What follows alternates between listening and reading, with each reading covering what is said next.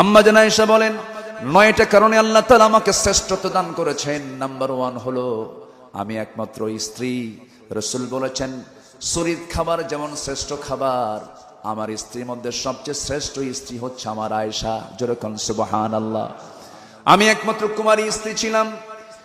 9 বছরে বিয়ে হয়েছে, 13 বছর নববধূ হয়ে নবীর ঘরে পদার্পণ করেছি।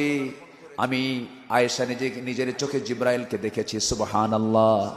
এবং নবীর সঙ্গে যখন একই বিছানায় শুয়ে থাকতাম, একই চাদরের নিচে ওহী নাজিল হতো, আমি থাকতেই। জোরে কোন সুবহানাল্লাহ। আমি আয়েশা, আমি নিজেকে ধন্য মনে করি। আমি আয়েশা, আল্লাহ তাআলা আমার শান, আল্লাহ তাআলা একাধিক আয়াত নাজিল করেছেন। আমি আয়েশা নিজেকে ধন্য মনে করি। মৃত্যুর পূর্বে আমার রাসূল আমার ঘরে তিনি পদার্পণ করলেন, আমার কাছেই তিনি আসলেন।